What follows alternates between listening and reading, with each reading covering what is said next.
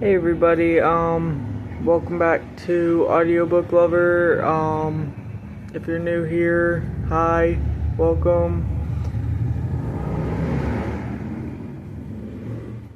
There's so much noise going on outside, great. So basically I just wanted to kind of do like a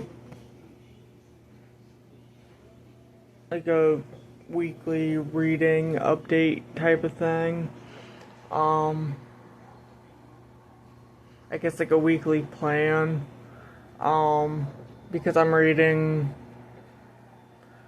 I think, 4 books right now, so I wanted to go over those and how they're going and just stuff like that.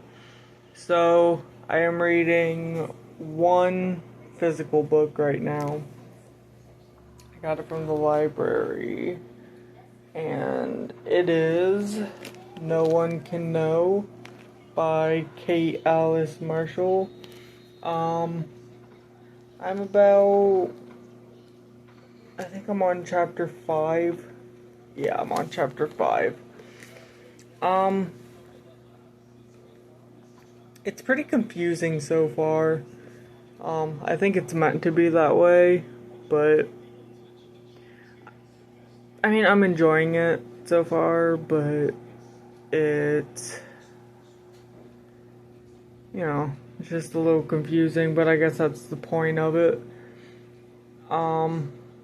Hopefully it becomes less confusing as I read it further, but,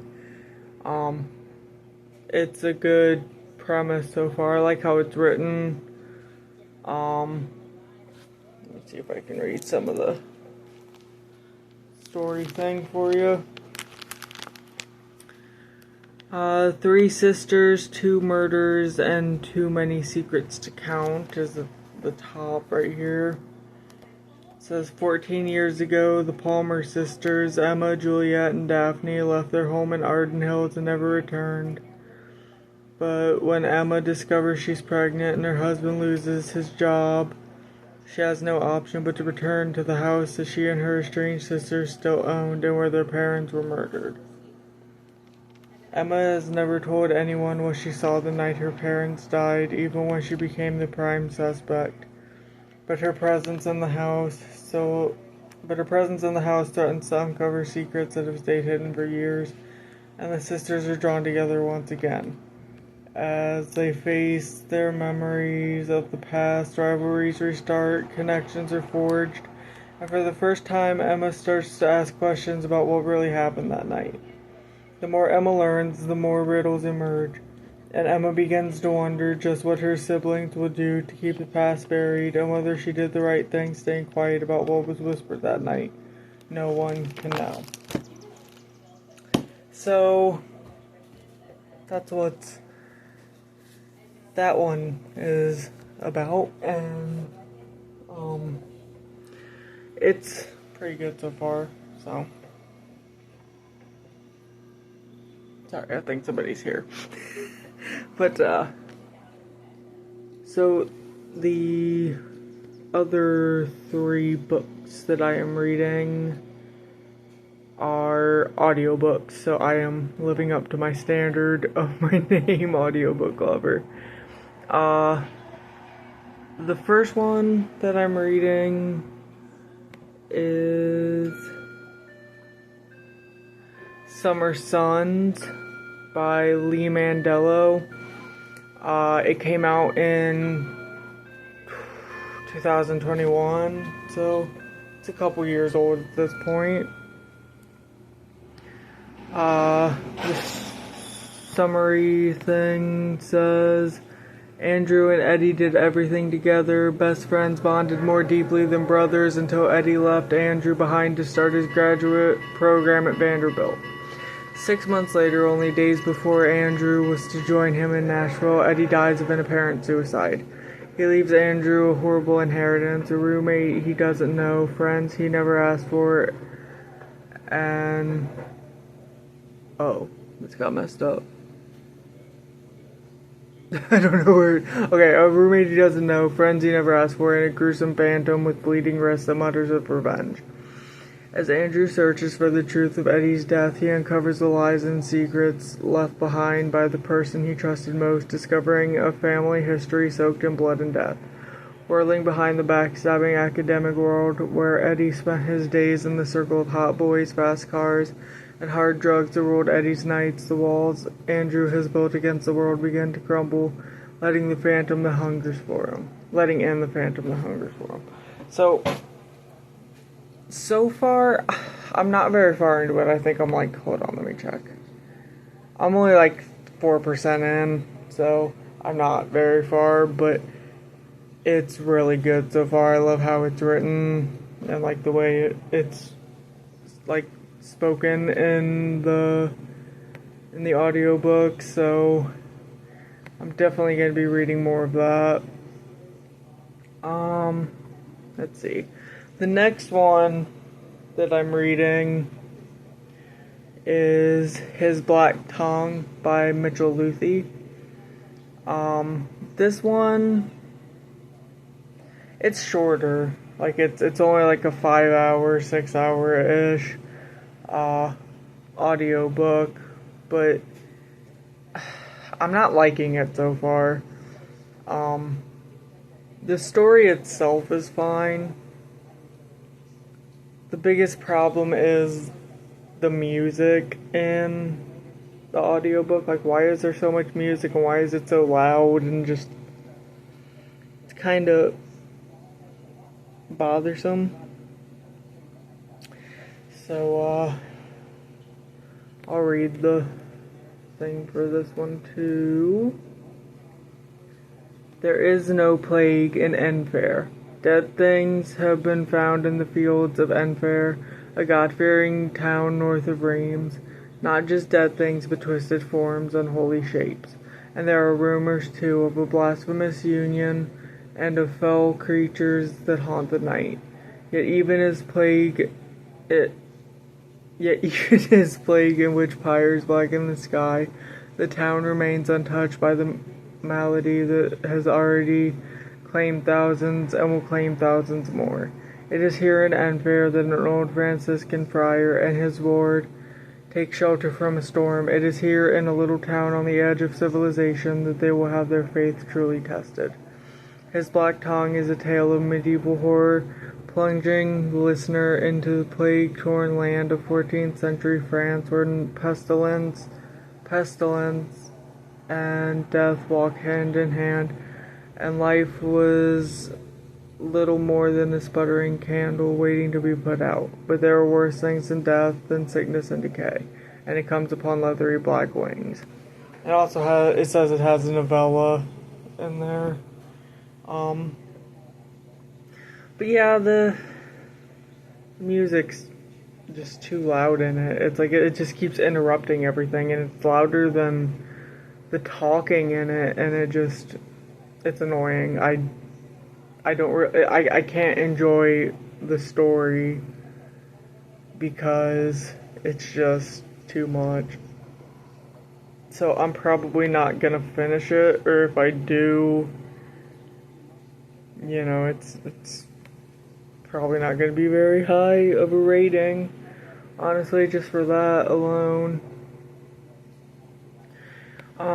And then the last book that I'm reading, I got it originally as a paperback from my library, but I had to return it.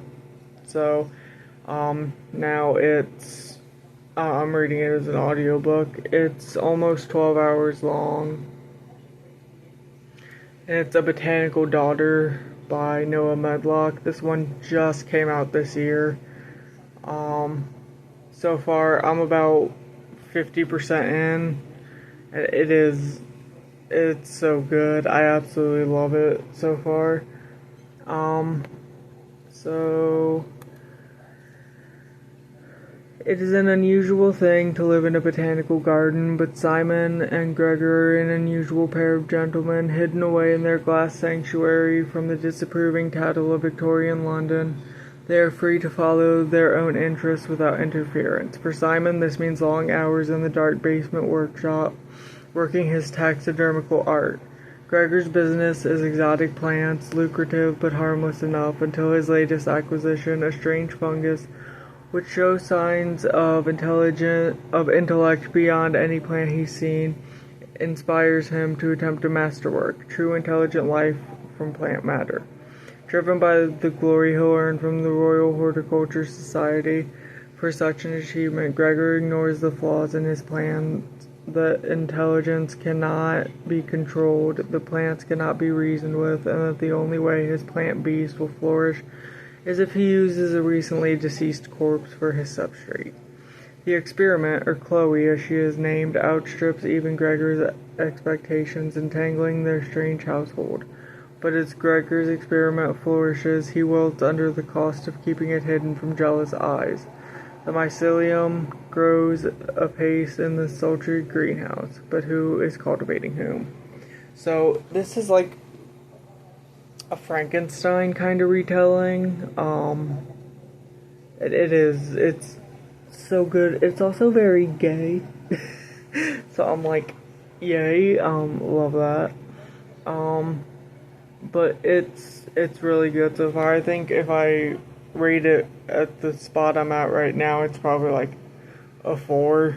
Like, it's not quite a 5-star, but it's definitely a 4-star. But yeah, it's really good. And then let's see, is there anything else I'm going to be reading soon? Some of the stuff I have in my favorites on Hoopla. I have Dandelion by Alex Bledsoe. I think that's how you say the last name.